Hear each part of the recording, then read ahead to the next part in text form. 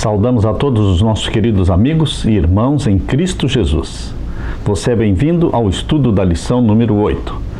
Vamos orar ao nosso Deus. Pai querido que estás nos céus, na Tua presença, juntamente com os meus irmãos, estamos buscando a Tua bênção, a Tua direção para entendermos a Tua palavra. Derrama sobre nós o Espírito Santo, falando ao nosso coração. Em nome de Jesus pedimos. Amém. A lição número 8, Concílio de Jerusalém. O verso áureo: cremos que fomos salvos pela graça do Senhor Jesus, como também aqueles o foram. Atos capítulo 15 e o verso 11. Depois da sua primeira viagem missionária, eles voltaram para Antioquia para um relatório para a igreja.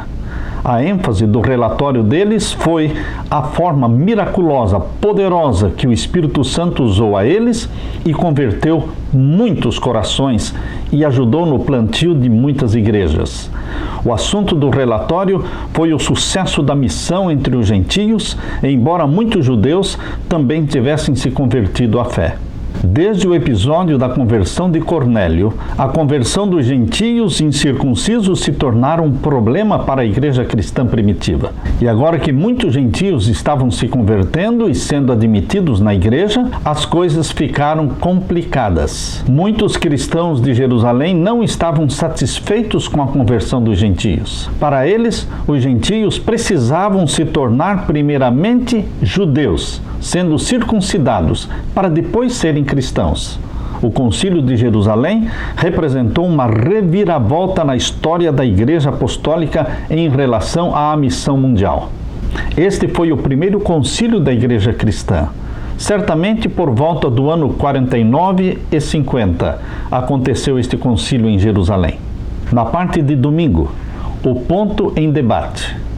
Desde o início, a igreja de Antioquia consistia tanto de judeus helenistas, que são judeus com cultura grega, que não nasceram na Judéia, não sabiam falar o aramaico, mas eram judeus praticantes que se converteram ao cristianismo. E também a igreja de Antioquia tinha os gentios, que nunca tinham sido circuncidados. Aparentemente, eles viviam em plena harmonia na igreja de Antioquia, até que chegaram ali, naquela igreja, alguns enviados de Jerusalém, fariseus cristãos. Imaginem, queridos, essa expressão fariseus cristãos. Aquele que é fariseu como judeu, facilmente pode se tornar também um fariseu como cristão. Porém, um fariseu cristão é uma tragédia na igreja, é um legalista, é um que fica pegando no pé de todo mundo e criticando todo mundo, colocando fardo sobre os ombros das pessoas. Esses fariseus que se tornaram cristãos queriam de toda forma fazer com que os gentios se tornassem primeiramente judeus circuncidados para depois serem reconhecidos cristãos e recebidos na igreja. Queridos, é muito fácil errar. Nós também, muitas vezes, queremos tornar as pessoas adventistas antes de torná-las cristãs. Eu convido você para abrir a sua Bíblia agora em Atos capítulo 15. Atos capítulo 15, os versos 1 até o verso 5. Então, alguns que tinham descido da Judéia ensinavam assim os irmãos: se vos não circuncidardes conforme o uso de Moisés, não podeis salvar-vos. Estão percebendo que tragédia quando se coloca a circuncisão como um sinal exigido para a pessoa se salvar? E hoje? Talvez você esteja pensando, o que é que nós poderíamos hoje também estar impondo sobre as pessoas que recebem a Jesus como Salvador? É fácil nós olharmos para o erro daqueles fariseus cristãos no primeiro século, mas nós também poderemos estar cometendo erros. Qual é o único requerimento para se salvar? Aceitar a Jesus como Salvador, confessar a Ele os pecados, e Ele será perdoado e estará salvo pelo sangue do nosso Senhor Jesus Cristo. Todas as outras coisas, queridos irmãos, a obediência aos mandamentos de Deus, a guarda do sábado, a reforma da saúde, tudo isso vem depois da salvação. Não são requerimentos para a pessoa se salvar, e sim são resultados da salvação. Atos capítulo 15, o verso 2. Tendo tido Paulo e Barnabé não pequena discussão e contenda contra eles, resolveu-se que Paulo e Barnabé e alguns dentre eles subissem a Jerusalém aos apóstolos e aos anciãos sobre aquela questão. Paulo tinha uma opinião bem forte sobre este assunto. O Espírito Santo tinha revelado para Paulo que era desnecessária a circuncisão como meio para se salvar. Por isso, Paulo não exigia isso dos cristãos gentios. Paulo e Barnabé estavam juntos neste pensamento. E aqui no verso 2 diz que houve uma discussão, uma contenda não pequena. Então foi muito forte esta contenda, porque eu posso imaginar Paulo defendendo com unhas e dentes a fé cristã, a salvação pela graça e a não necessidade daqueles cristãos gentios serem circuncidados para poderem alcançar a salvação. E o final do verso 2 diz: resolveu-se que Paulo e Barnabé e alguns dentre eles subissem a Jerusalém aos apóstolos e aos anciãos sobre aquela questão. Interessante, queridos, que o Espírito Santo conduziu de forma sábia.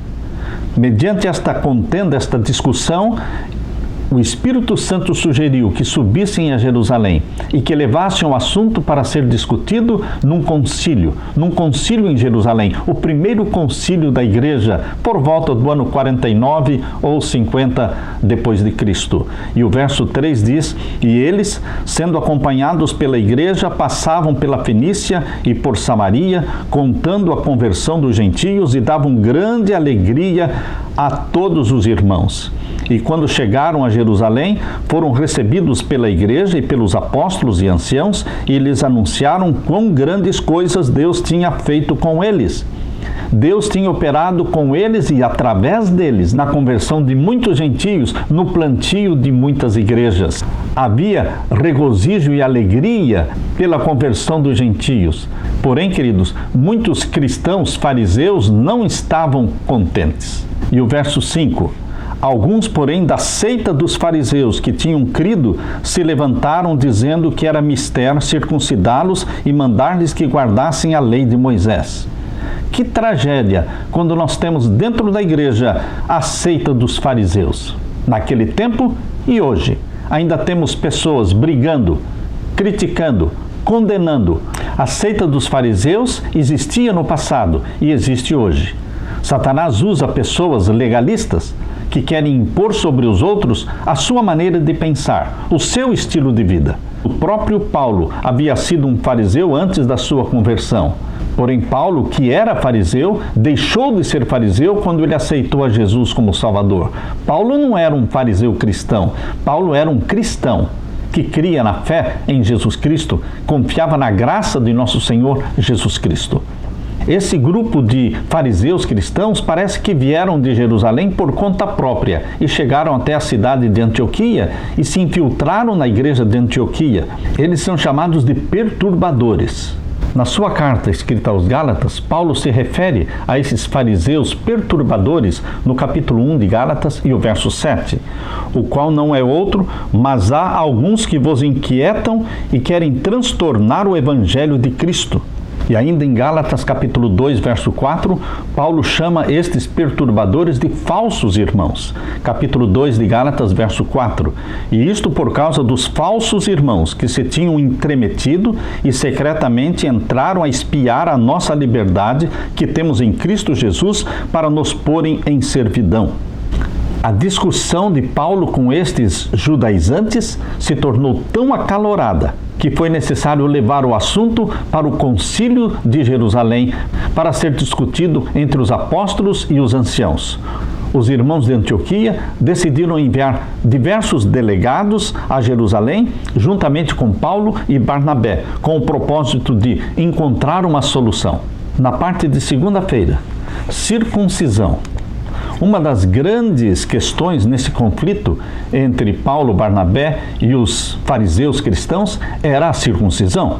Ela não era uma ordenança humana, ela foi ordenada por Deus, foi estabelecida por Deus como sinal da sua aliança com os descendentes de Abraão, o seu povo. Isto está em Gênesis capítulo 17, versos 9 a 14. Aqui nós lemos: disse mais Deus a Abraão: tu, porém, guardarás o meu concerto, tu e a tua semente depois de ti, nas suas gerações.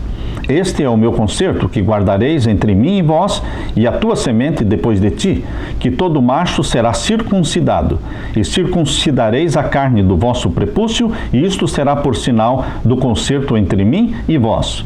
Em Êxodo capítulo 12, versos 43 a 49, nós lemos: Disse mais o Senhor a Moisés e a Arão: Esta é a ordenança da Páscoa, nenhum filho do estrangeiro comerá dela. Porém, todo servo de qualquer, comprado por dinheiro, depois que houveres circuncidado, então comerá dela. O estrangeiro e o assalariado não comerão dela. Numa casa se comerá, não levarás daquela carne fora da casa, nem dela quebrareis osso. Toda a congregação de Israel o fará. Porém, se algum estrangeiro se hospedar contigo e quiser celebrar a Páscoa do Senhor, seja-lhe circuncidado todo macho, e então chegará a celebrá-la, e será como o natural da terra, mas nenhum incircunciso comerá dela. Uma mesma lei haja para o natural e para o estrangeiro que peregrinar entre vós. As bênçãos da aliança não estavam restritas aos filhos de Israel, mas estas bênçãos eram estendidas a qualquer escravo ou estrangeiro que desejasse experimentá-las, desde que fosse circuncidado. Naquele tempo não existia o batismo. O sinal de que ele aceitava a fé de Abraão era se deixar circuncidar. Após a circuncisão, o estrangeiro teria o mesmo status diante de Deus de um israelita nato, ele seria como o natural da terra. A circuncisão, portanto, era indispensável para um homem ser membro pleno da comunidade da aliança de Deus. Considerando que Jesus Cristo era o Messias de Israel, parecia natural aos fariseus cristãos, chamados de judaizantes, insistirem que nenhum gentil poderia se salvar se não fosse antes circuncidado.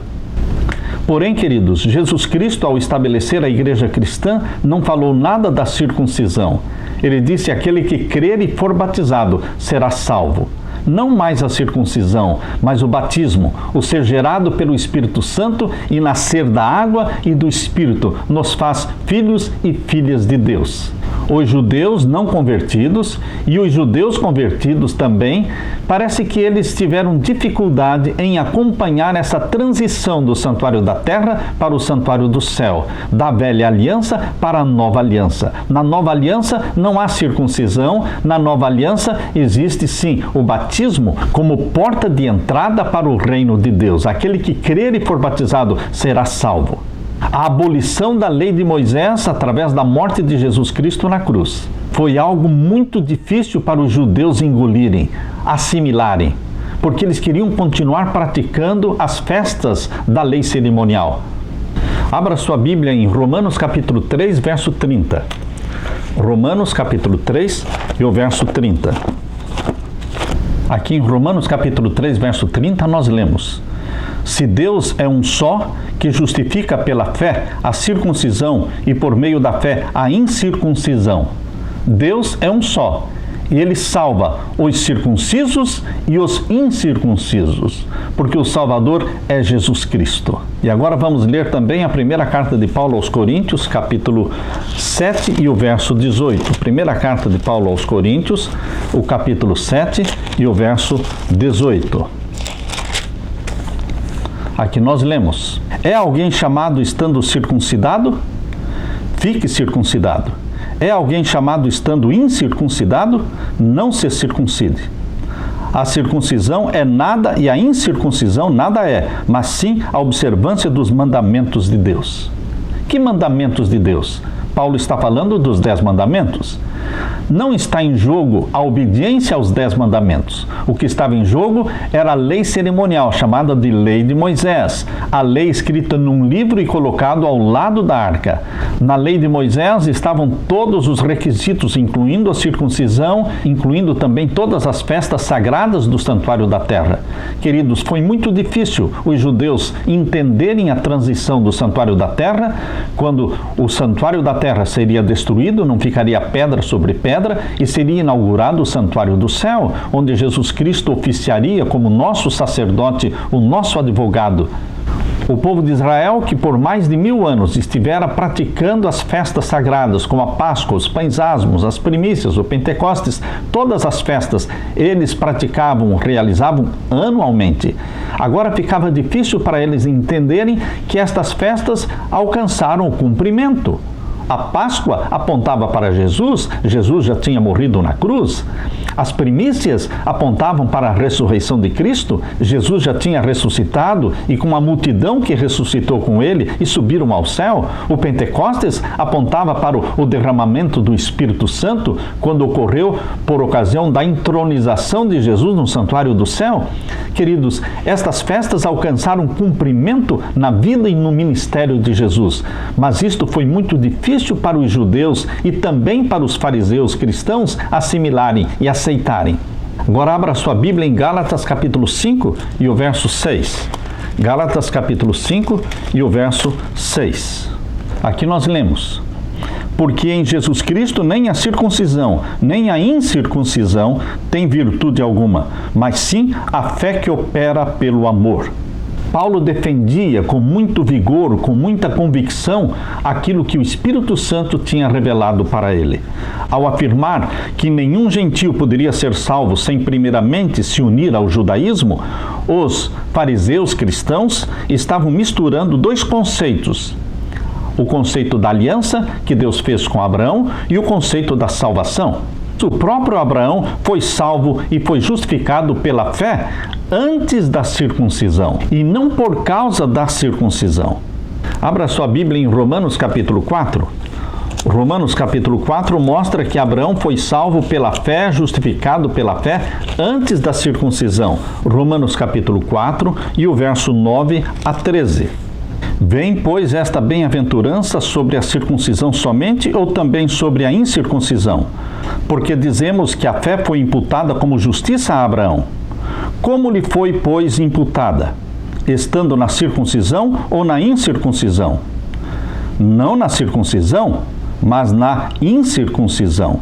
E recebeu o sinal da circuncisão, selo da justiça da fé, quando estava na incircuncisão, para que fosse pai de todos os que creem, estando eles também na incircuncisão, a fim de que também a justiça lhes seja imputada. E fosse pai da circuncisão daqueles que não somente são da circuncisão, mas que também andam nas pisadas daquela fé de nosso pai Abraão, que tivera na incircuncisão. Porque a promessa de que havia de ser herdeiro do mundo não foi feita pela lei a Abraão ou a sua posteridade, mas pela justiça da fé, antes da circuncisão. A salvação, tanto no Antigo Testamento como no Novo Testamento, sempre foi pela fé. Por isso, queridos, Paulo argumentava: não podemos impor a circuncisão aos cristãos gentios como meio de salvação, porque isso seria distorcer a verdade do Evangelho, anular a graça de Deus e tornar Jesus de nenhum proveito. Além disso, era negar o caráter universal da salvação. Paulo jamais poderia concordar com esse tipo de pensamento. Na parte de terça-feira, o debate, o fato de que a igreja primitiva submeteu a debatida questão da circuncisão a um concílio dos apóstolos e anciãos em Jerusalém é um precedente muito significativo para a organização da igreja. Opõe-se à teoria de que a decisão final em assuntos eclesiásticos deve ser tomada por um homem fazendo as vezes de autocrata. Também ilustra a necessidade de conselho e autoridade no nível mais amplo do que o de uma congregação local. Vamos ler agora Atos capítulo 15 e os versos 7 até o verso 11. Atos capítulo 15 e os versos 7 até o verso 11. E havendo grande contenda, levantou-se Pedro e disse-lhes: varões e irmãos, bem sabeis que já há muito tempo Deus me elegeu dentre vós, para que os gentios ouvissem da minha boca a palavra do Evangelho e crescem. E Deus, que conhece os corações, lhes deu testemunho, dando-lhes o Espírito Santo, assim como também a nós. E não fez diferença alguma entre eles e nós, purificando os seus corações pela fé. Agora, pois, por que tentais a Deus, pondo sobre a cerviz dos discípulos um jugo que nem nossos pais nem nós pudemos suportar? Verso 11. mas cremos que seremos salvos pela graça do Senhor Jesus Cristo, como eles também.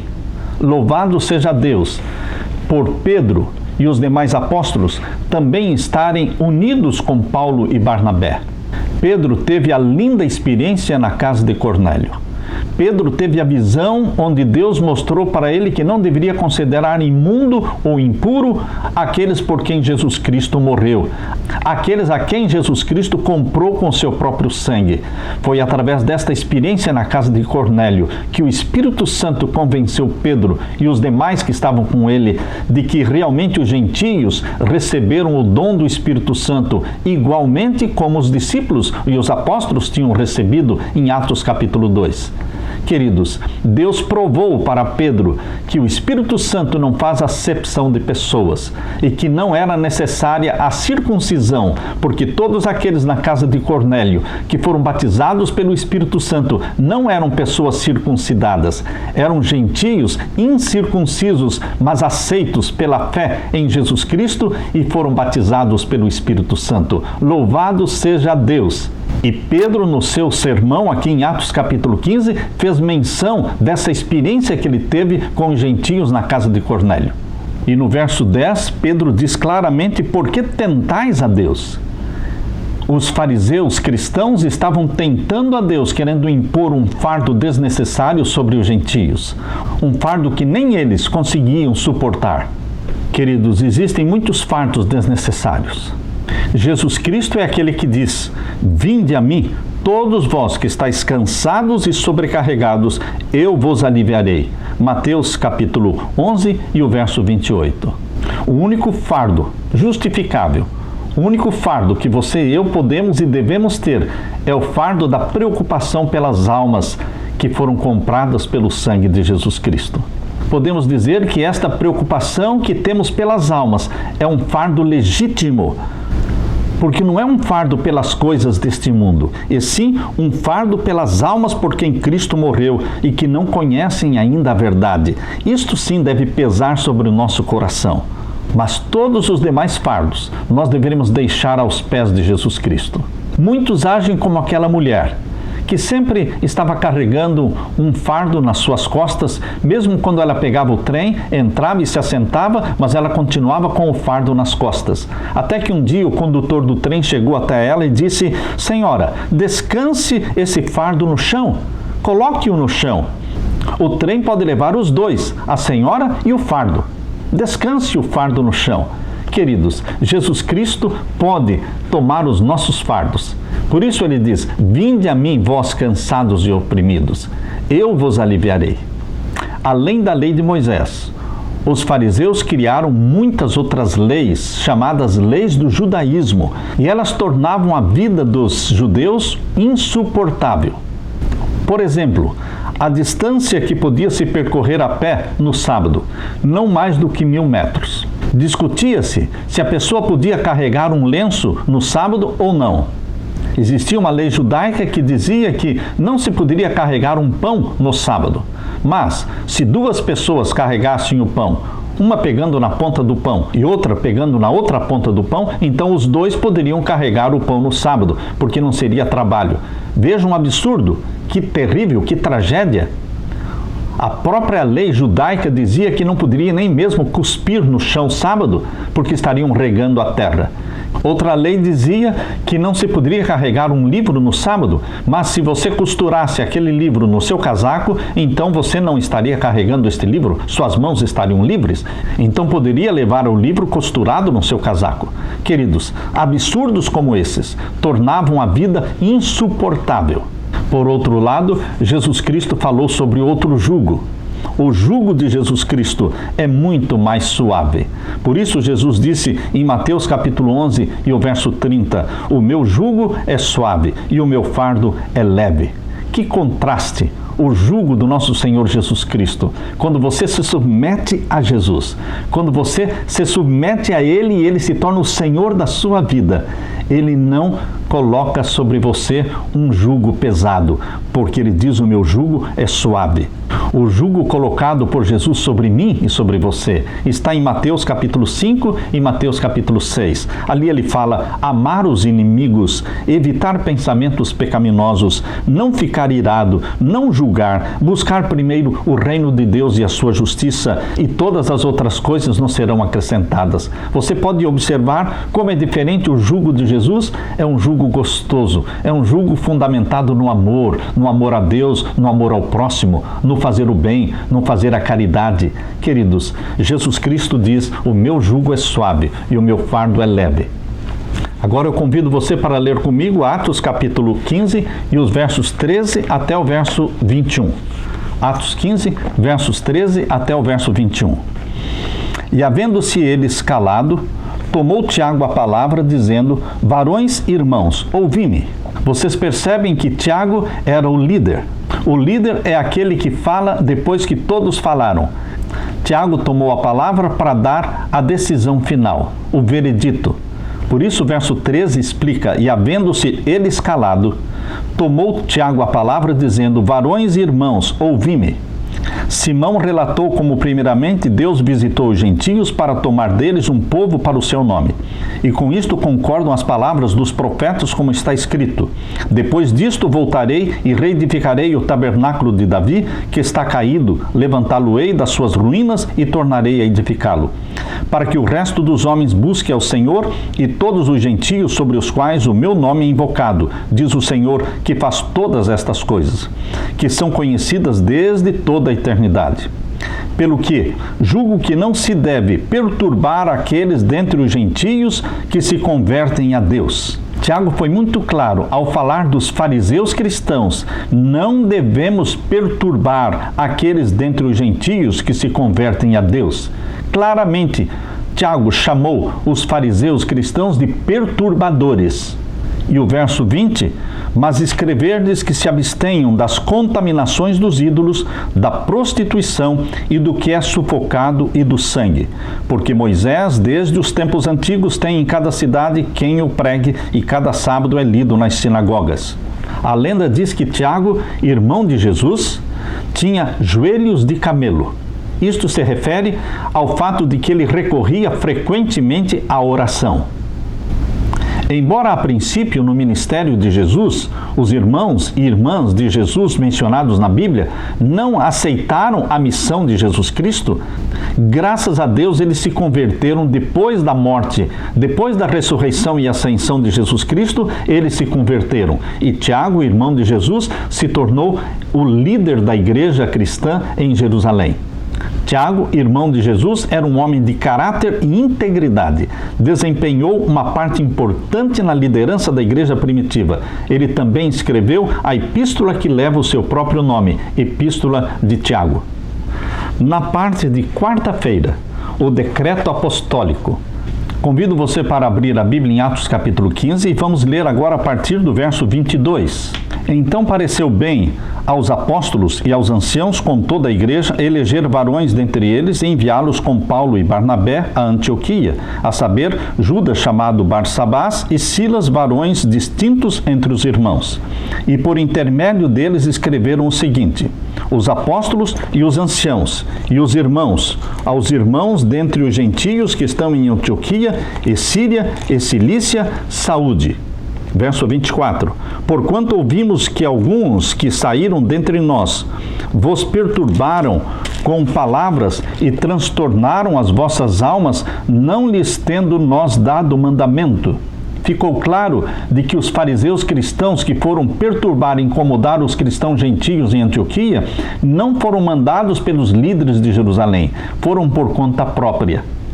E o verso 25: pareceu-nos bem, reunidos concordemente, eleger alguns varões e enviá-los com os nossos amados Barnabé e Paulo, homens que já expuseram as suas vidas pelo nome de nosso Senhor Jesus Cristo. Estão percebendo como a carta escrita por Tiago e por Pedro, pelos líderes de Jerusalém, esta carta está edificando Paulo e Barnabé, dizendo: eles são homens que expuseram suas vidas pelo nome de nosso Senhor Jesus Cristo. E no verso 25, Paulo e Barnabé são chamados amados Paulo e Barnabé. Queridos, louvado seja Deus porque o Espírito Santo falou não somente através de Paulo e Barnabé, mas falou através de Pedro, através de Tiago, e criou harmonia entre eles, reconciliação. E o verso 27, enviamos, portanto, Judas e Silas, os quais de boca vos anunciarão também o mesmo. Na verdade, pareceu bem ao Espírito Santo e a nós, não vos impor mais encargo algum, senão estas coisas necessárias. O Espírito Santo esteve presente na vida dos líderes, anciãos e apóstolos reunidos no Concílio de Jerusalém, e foi o Espírito Santo que estabeleceu este decreto apostólico. Qual decreto? O que está aqui no verso 29. Que vos abstenhais das coisas sacrificadas aos ídolos, e do sangue, e da carne sufocada, e da fornicação, das quais coisas fazeis bem, se vos guardardes, bem vos vá. O Espírito Santo falou aos cristãos do primeiro século. O Espírito Santo está também falando aos cristãos de hoje. Lembre-se, meu querido irmão, que este decreto apostólico dado pelo Espírito Santo também é válido para você e para mim. O que é que o Espírito Santo está falando para você e para mim? Que nós deveremos nos abster das coisas sacrificadas aos ídolos. Hoje existe muita idolatria, muita bruxaria, através da televisão, através dos desenhos, através dos filmes, existe muita bruxaria. Muitos estão levando para dentro das suas casas bruxaria, ídolos adorados pelas crianças. Queridos, nós como pais, nós deveremos nos abster da adoração dos ídolos. Estes ídolos podem ser cantores de músicas profanas, mas estes ídolos podem ser também artistas de novelas, estes ídolos também podem ser artistas do cinema de Hollywood. Nós deveremos nos abster de sacrificar nosso tempo e dedicar nossa adoração a todos estes ídolos. Temos também que nos abster do sangue. O que o senhor quer dizer, pastor Samuel, abster-nos do sangue? Hoje, toda a carne vendida nos açougues são carnes com sangue. Queridos, Deus não proibiu comer a carne, as carnes limpas, porém Deus proibiu sim comer a carne com o sangue ou com a gordura. Conforme a orientação da palavra de Deus em Levíticos capítulo 17, dos versos 10 até o verso 14, está falando da proibição de comer a carne com o sangue ou com a gordura. Lembre-se, meu querido irmão, quando você compra esta carne vendida no açougue, é uma carne que vem com o sangue. As carnes usadas para fazer os churrascos, essas carnes usadas para o churrasco são carnes com muito sangue. Quando a carne é mal passada e quando você corta, você pode ver o sangue escorrendo. É carne com sangue. Queridos, Deus quer que o seu povo se abstenha do sangue. As únicas carnes limpas e que não possuem sangue são aquelas carnes chamadas kosher. São carnes que os judeus consomem. Muitos pensam que este decreto apostólico mencionado pelo Espírito Santo aqui em Atos capítulo 15 e o verso 29 era para aquele tempo. Não, queridos, é para os nossos dias. Que vos abstenhais das coisas sacrificadas aos ídolos e do sangue e da carne sufocada e da fornicação. O que nós temos mais hoje no mundo é a fornicação. Fornicação é esta vida sexual íntima que existe entre pessoas solteiras. Quando a imoralidade sexual envolve uma pessoa casada, isto se chama de adultério. Mas quando a imoralidade sexual ocorre entre pessoas solteiras, isto se chama fornicação. Queridos, Deus abomina. O Espírito Santo está dizendo que isto é pecado. O povo de Deus daquele tempo, no primeiro século, e o povo de Deus hoje, preparando-se para a segunda vinda de Jesus Cristo, tem que se abster das coisas sacrificadas aos ídolos e também do sangue e também da fornicação, da imoralidade sexual. O Espírito Santo quer fazer do seu corpo o templo do Espírito Santo. O Espírito Santo quer colocar na sua mente a mente de Jesus Cristo, dando para você a santidade de Jesus. A evidência de que esse decreto, a evidência de que ele não era temporário, é que você pode ler também em Apocalipse 2 e o verso 14, as mesmas exigências. Abra sua Bíblia em Apocalipse capítulo 2 e o verso 14. Aqui nós lemos: mas umas poucas coisas tenho contra ti, porque tens lá os que seguem a doutrina de Balaão, o qual ensinava Balaque a lançar tropeços diante dos filhos de Israel para que comessem dos sacrifícios da idolatria e se prostituíssem. Vocês se lembram de Balaão, aquele profeta apostatado, que ensinou Balaque a estratégia para fazer com que o povo de Israel profanasse o nome de Deus? Balaque fez uma festa, por sugestão do profeta apostatado Balaão. E nesta festa ele convidou os filhos de Israel. E lá eles foram, os rapazes e as moças de Israel. E lá eles comeram as carnes com sangue. Lá eles comeram as carnes sacrificadas aos ídolos. E lá eles se prostituíram com as mulheres. Eles praticaram a imoralidade sexual. Queridos, assim vocês podem perceber que aqui em Apocalipse 2, verso 14... tem uma mensagem para os nossos dias, tocando no mesmo assunto. E novamente no capítulo 2 de Apocalipse, verso 20, menciona: mas tenho contra ti que toleras Jezabel, mulher que se diz profetiza. Esta é uma referência ao poder papal. O poder papal é mencionado aqui como Jezabel, mulher que se diz profetiza, para ensinar e enganar os meus servos, para que se prostituam e comam dos sacrifícios da idolatria. Novamente, comendo os sacrifícios da idolatria e se prostituindo. Deus deseja um povo puro. Por isso Deus diz: sede santos, porque eu sou santo. Deus quer dar a santidade dele para você. Aquele que pede, recebe. Aquele que busca, encontra. Eu desafio você para buscar e pedir diariamente a santidade de Deus, para que teu corpo seja o templo do Espírito Santo e a tua mente seja a morada do Espírito Santo, para que pensemos e sintamos assim como Jesus, que as nossas reações sejam as reações de Jesus, que haja em mim e em você o mesmo sentimento que também houve em Jesus Cristo. Na parte de quinta-feira, a Carta de Jerusalém. A primeira medida foi escrever uma carta aos cristãos gentios para informá-los sobre o que havia sido decidido no Concílio de Jerusalém. A carta escrita em nome dos apóstolos e anciãos de Jerusalém era um documento oficial que refletia a autoridade da igreja de Jerusalém, porque ali estavam os apóstolos. Escrita no ano 49 depois de Cristo, esta é a data mais aproximada do concílio. Essa carta é um dos primeiros documentos cristãos que nós temos. A igreja de Jerusalém também decidiu nomear 2 delegados, Judas e Silas, para acompanharem Paulo e Barnabé até a cidade de Antioquia. A tarefa deles era levar a carta e confirmar o conteúdo dela. Abra sua Bíblia agora em Atos capítulo 15 e vamos ler os versos 30 a 33. Atos 15, versos 30 a 33. Tendo-se eles então despedido, partiram para Antioquia. E, ajuntando a multidão, entregaram a carta. E, quando a leram, alegraram-se pela exortação. Depois, Judas e Silas, que também eram profetas, exortaram e confirmaram os irmãos com muitas palavras. E, detendo-se ali algum tempo, os irmãos os deixaram voltar em paz para os apóstolos, mas pareceu bem a Silas ficar ali. Quando a carta vinda de Jerusalém foi lida, a igreja toda transbordou de alegria por causa da mensagem encorajadora. A circuncisão não deveria ser exigida dos gentios convertidos. Eles, por sua vez, os gentios, não recusaram nenhuma das exigências contidas na carta. A primeira discordância mais grave na igreja primitiva foi, portanto, resolvida.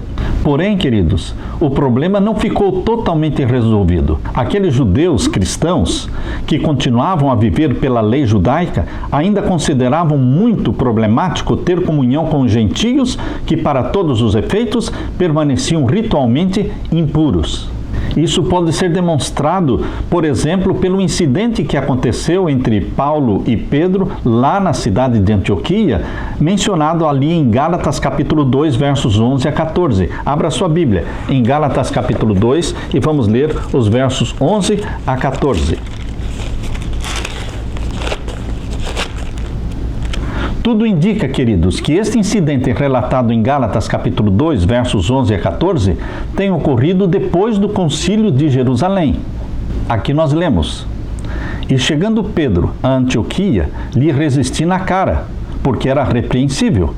Porque, antes que alguns tivessem chegado da parte de Tiago, comia com os gentios. Mas depois que chegaram, se foi retirando e se apartou deles, temendo os que eram da circuncisão. E os outros judeus também dissimulavam com ele, de maneira que até Barnabé se deixou levar pela dissimulação. Mas quando eu vi que não andavam bem e direitamente conforme a verdade do Evangelho, disse a Pedro na presença de todos: se tu, sendo judeu, vives como os gentios e não como judeu, por que obrigas aos gentios a viverem como judeu? Verso 16: sabendo que o homem não é justificado pelas obras da lei, mas pela fé em Jesus Cristo, temos crido em Jesus Cristo para sermos justificados pela fé de Cristo e não pelas obras da lei. Porquanto pelas obras da lei, nenhuma carne será justificada. Aleluia! Está claro, queridos irmãos, pelas obras da lei, nenhuma carne será justificada. Nem pela obediência aos 10 mandamentos alguém pode ser justificado.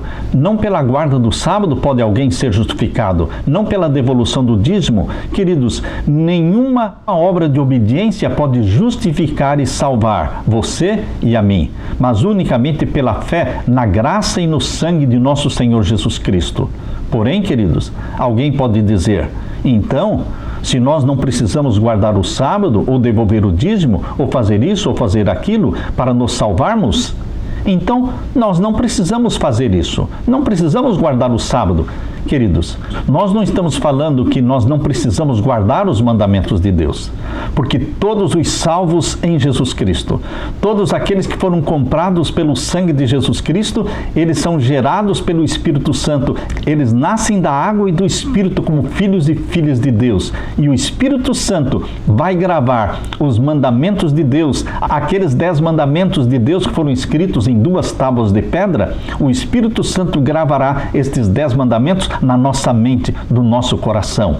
Mas o Espírito Santo só grava os mandamentos de Deus no coração daqueles que já foram feitos filhos e filhas de Deus, que já nasceram da água e do Espírito, que já foram salvos por Jesus Cristo.